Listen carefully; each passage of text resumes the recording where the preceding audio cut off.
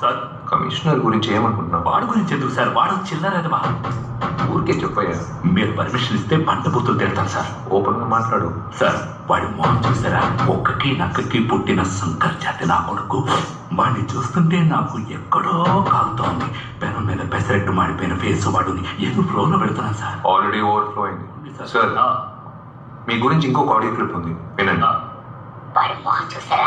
ఒక్కకి నక్కకి పుట్టిన శంకర్ జాతి నా కొడుకు. 24 గంటల్లో మీ ముందు నిలబడతాను. ఇది కంప్యూటర్ వాయిస్ కాదు, ప్రీ రికార్డెడ్ వాయిస్ కాదు, వాయిస్ సింథసైజర్.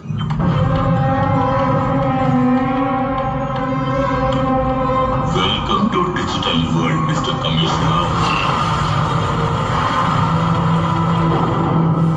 మనం దేనైతే టైప్ చేస్తామో దాన్ని అలాగే రిపీట్ చేస్తాం. టెర్రరిస్ట్ ఆర్గనైజేషన్ యూజ్ చేసి అదే technique. Commissioner office CCTV hack చేయాలంటే ఎవరైనా లోపలికి వెళ్ళి వాళ్ళ వైరస్ అడాప్టర్ని ఇన్స్టాల్ చేస్తేనే కుదురుతుంది. కమిషనర్ ఆఫీస్ లోకి పర్మిషన్ లేకుండా ఎలా సార్? కమిషనరే ఏసీ మెకానిక్ నుంచి ఇంటర్నెట్ కనెక్షన్ వరకు వాళ్ళకి ఫోన్ చేస్తున్నారు. వెళ్ళండి అన్నా. Dial for help.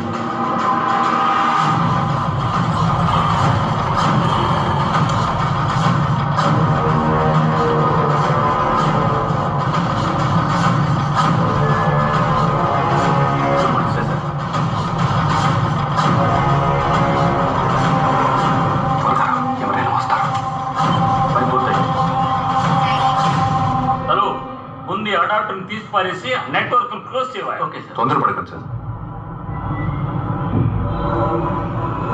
August 15 robbery case final స్టేజ్కి వచ్చింది. అంటే నేరస్తుడి ఆచూకీ తెలిసిందా?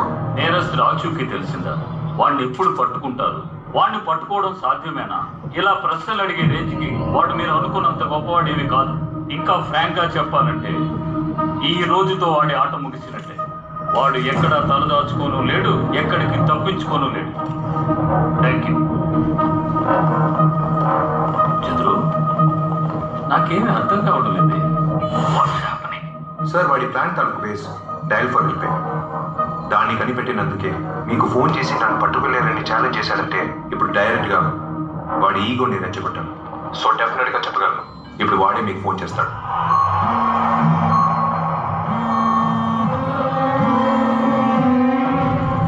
మాట్లాడండి సార్. ఇప్పుడు వాడు ఎన్ని ఐపీ అడ్రస్ వెనక దాకున్నా కన్ఫర్మ్ గా పట్టేయచ్చు. మిస్టర్ కమిషనర్, తప్పించుకోలేడు, తలదాచుకోలేడని నీ మాటల్లో ఉన్న ధైర్యం నీ మొహంలో కనపడలేదు. అప్పుడే నాకు అర్థమైంది నువ్వు నాకు ఎరవేస్తున్నావని. ఇప్పుడు నేను నీతో మాట్లాడలేదు, మనం మాట్లాడేది చాటుగా ఉండి వింటున్నాడే ఆ ఐటీ మేధావి, వాడితో మాట్లాడుతున్నాను. హలో మిస్టర్ మాస్టర్ మైండ్, వినపడుతుందా? 30 సెకండ్లు దాటి చాలా సేపు అయింది. ఏ నీ ఐటీ అనలిస్ట్ నీతో చెప్పలేదా? 30 సెకండ్లు కాదు, 30 గంటలైనా నేనున్న డైరెక్షన్ కూడా నువ్వు కనిపెట్టలేదు. నేనున్న లొకేషన్ కనిపెడితే నన్ను పట్టుకుంటావా? నీకు సర్ప్రైజ్. 00100 కోడింగ్ ఫీడ్ చేయి. Sir location on screen sir.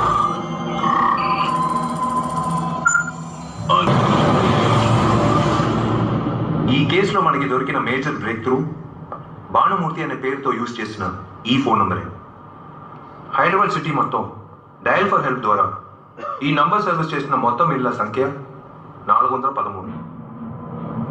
ఈ 413 ఇళ్లలో డబ్బున్న ముసలి వాళ్ళు మాత్రం ఉంటున్న ఇళ్ళు 108. ఈ 108లో 50 ఇళ్లలో వాళ్ళు దోచుకున్నారు. సో మిగిలిన 58 ఇళ్ళకి వాళ్ళు తప్పకుండా వస్తారు. ఓకే, సో ఇమీడియట్ గా అన్ని ఇళ్ళని మనం సర్వేలెన్స్ లోకి తీసుకురావాలి, రైట్? గాయత్రి, తొందరపడకు. ఆవేశంతోనే తొందరపడుతూనే తప్పు చేస్తారు చూడు, వాడిని మనం వెతికి పట్టుకోవచ్చు. కానీ దొరికిపోకూడదని తెలివిగా తప్పు చేస్తారు చూడు, వాడు మన కంటి కూడా కనిపించడు. పోలీస్ కుక్కలకు ఉండే వాసన పసిగట్టే శక్తి కంటే వాడికి ఎక్కువ ఉంటుంది. మనం సర్వేలెన్స్ పెడితే మనమే వాడికి వార్నింగ్ బోర్డు పెట్టినట్టు. ఇందులో ఒక విషయం మనం అబ్జర్వ్ చేయాలి. భానుమూర్తి పేరు మీద ఉన్న ఈ నంబర్ యాక్టివేట్ అయిన రోజు పోయిన సంవత్సరం జనవరి 10వ తారీఖు, డీయాక్టివేట్ అయిన రోజు ఈ సంవత్సరం ఆగస్ట్ 10. అంటే యాక్టివేషన్లో ఉన్న ఈ 19 నెలల డ్యూరేషన్లో dial for help customers phone కాల్స్ని అటెండ్ చేయడానికి మాత్రమే యూజ్ చేశారు. అవి తప్ప ఒక అవుట్ గోయింగ్ కాల్ కూడా చేయలేదు. అంతెందుకు, ఒక SMS, వాట్సాప్ కూడా రాలేదు, పంపించలేదు. August 15th independence day. ఆ రోజు total Hyderabad city high surveillance లో ఉంటుంది. సిటీలో ఉన్న పోలీస్ ఫోర్స్ మొత్తం అక్కడక్కడ స్ప్రెడ్ అయ్యి ఉండే ఆ రోజు సామాన్య ప్రజలు ఉండే రెసిడెన్షియల్ ఏరియాస్ లో ఎప్పుడు ఉండే పోలీస్ పెట్రోలింగ్ 195% తక్కువగా ఉంటుంది. Right sir? అందుకే సార్ వాళ్ళు ఆ రోజుని టార్గెట్ చేశారు.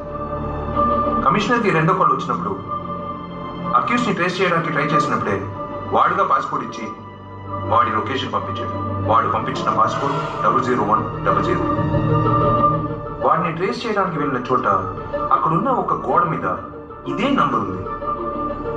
కానీ కొంచెం విచిత్రంగా ఉంది.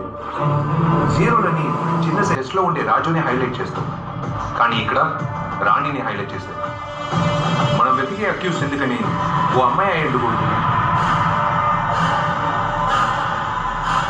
చెస్ లో రాణియే పవర్ఫుల్ చంద్రు, అందుకే ఇండైరెక్ట్ గా ఆ సింబల్ ని పెట్టారేమో. యూర్ రైట్ గాయత్రి, బట్ నేను అమ్మాయి అన్నది ఆ ఒక్క రీజన్కి కాదు. మనకు దొరికిన రెండో క్లూ ఫింగర్ ప్రింట్స్. లొకేషన్ పంపించి వాడే మనల్ని రమ్మన్నాడంటే అక్కడికి వెళ్తే ఏమీ దొరకదని నాకు తెలుసు. అయినా అంత అర్జెంటుగా ఎందుకు వెళ్ళానో చెప్పనా? ఎంత పెద్ద అతి మేధావైనా ఖచ్చితంగా ఏదో ఒక క్లూ వదిలి వెళ్తాను.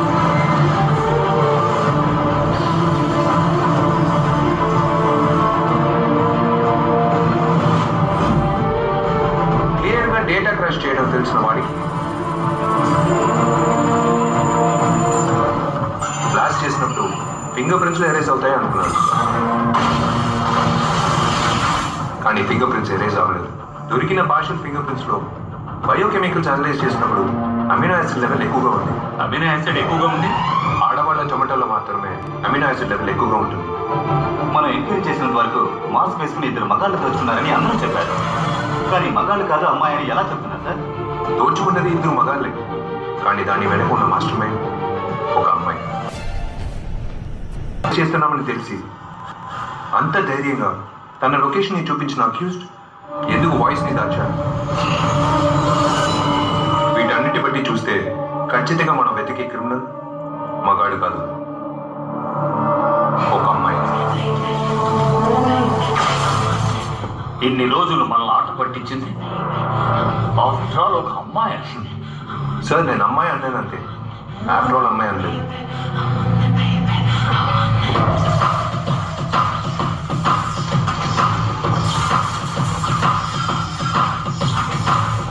వచ్చే 23వ తారీఖు ఓ గవర్నమెంట్ ఫంక్షన్ కోసం టీం హైదరాబాద్ వస్తున్నారు. సో ఆగస్ట్ 15 కంటే 2 రెట్లు సెక్యూరిటీ పెంచమని సీఎంఏ ఆర్డర్ వేశారు.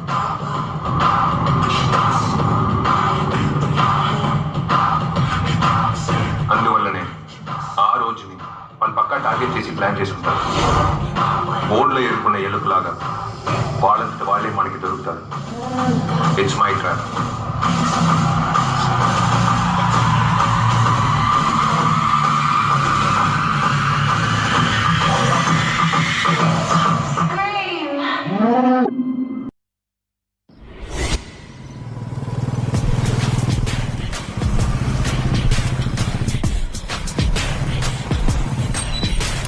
உங்களை தோக்கடிக்கவே முடியல மிஸ். நீ என்ன தோக்கடிக்கணும்னு முயற்சி பண்றதுனால தான் உன்னை யாராலையும் ஜெயிக்க முடியல. Of course, Leela. I must admit, இந்த அகாடமியில் இவ்வளோ செஸ் கோச்சஸ் இருந்தும் நான் ஏன் என் பொண்ணு உங்ககிட்ட அனுப்புறேன்னு தெரியுமா? Because you are the best. Times நவுல உங்கள் இன்டர்வியூ படித்தேன். உங்கள் லாஸ்ட் ஆப்ரேஷன் ஃபெயிலியர் ஆயிடுச்சு போல.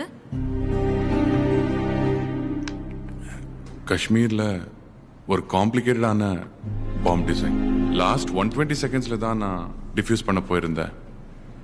2 போலீஸ் ஆஃபீஸர்ஸ் பிளாஸ்ட்ல மாட்டிக்கிட்டாங்க. அதான் கஷ்டமா இருந்தது. பயந்துட்டியா கணேஷ்? 74 ఏళ్ల వయసులో 2 హార్ట్ స్ట్రోక్లు వచ్చి నా కోసం ప్రాణాలని గుప్పట్లో పెట్టుకున్న మా అమ్మ, తల్లి లేని నా ఒక్కగానొక్క కూతురే అప్పుడు నాకు గుర్తొచ్చారు లీలా. ఇంకేది భయం. హార్ట్ ఆపరేషన్ చేసే సర్జన్ కి మీలాంటి బాంబ్ స్క్వాడ్ కి భయం అనేది అస్సలు ఉండకూడదు. అమ్మంటే చాలా ఇష్టమా మీకు? అమ్మంటే నాకు ప్రాణం.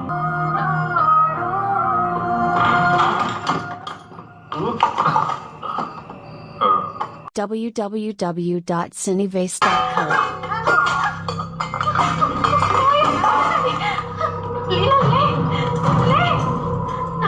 ఇక్కడ నుంచి